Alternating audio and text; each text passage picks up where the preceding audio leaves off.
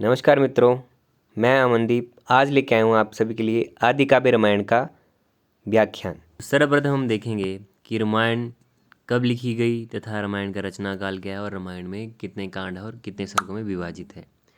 ठीक है, तो रामायण जो है वो लौकिक संस्कृत की साहित्य की जो है प्रथम रचना है और रामायण के जो प्रणेता हैं जिन्होंने रामायण को लिखा है वो है महर्षि वाल्मीकि जी।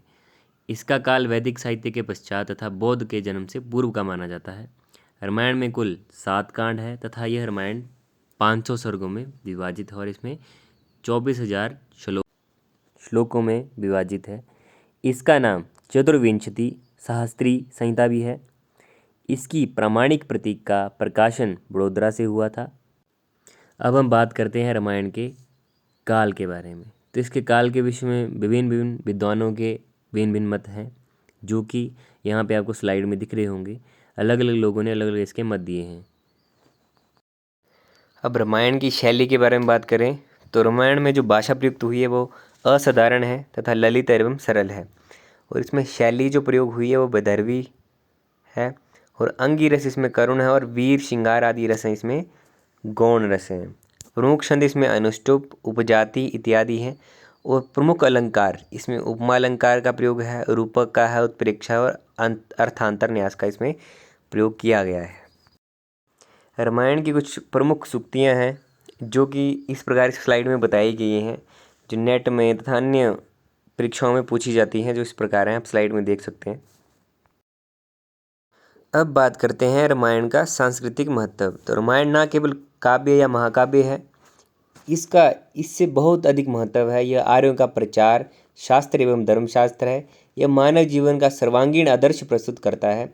यह धार्मिक दृष्टि से प्राचीन संस्कृति, आचार, सत्य, धर्म, व्रत पालन, विविध यज्ञों का महत्व आदि का पूरा इतिहास प्रस्तुत करता है। रामायण एक ग्रंथ ही नहीं है बल्कि एक पूरा का पूरा ऐसी एक चित्र दर्शाया गया है जिसमें क्या चीज़ करनी चाहिए व्यक्ति को, क्या नहीं करनी चाहिए, इसके बारे में शिक्षा में रामायण के अंदर मिलती है। रामायण में उस समय कैसी सामाजिक व्यवस्था थी उसके बारे में बड़े अच्छे ढंग से बताया गया है। सामाजिक दृष्टि से पति पत्नी के संबंध, पिता पुत्र के कर्तव्य, गुरु शिष्य का परस्पर व्यवहार, भाई का भाई के प्रति कर्तव्य, व्यक्ति का समाज के प्रति कर्तव्य, आदर्श पिता माता पुत्र एवं ऐसे ऐसे कई कर्तव्य के बारे में रामायण में बताया गया है विस्तार पूर्वक। सांस्कृतिक दृष्टि से राम राज्य का आदर्श, पाप पर पुण्य की विजय, लोभ पर त्याग का प्राबल्य, अत्याचार और अनाचार पर सदाचार की विजय, वानरों में आर्य संस्कृति का प्रसार, यज्ञ आदि का महत्व, जीवन में नैतिक सत्य प्रतिज्ञता और कर्तव्य के लिए बलिदान का प्रदर्शन प्रस्तुत करता है। राजनीतिक दृष्टि से यह राजा के कर्तव्य और अधिकार, राजा प्रजा संबंध, उच्च नागरिकता, उत्तराधिकार विधान, शत्रु संहार, पाप विनाश्य, सैन्य संचालन आदि विषयों पर महत्वपूर्ण प्रकाश डालता है।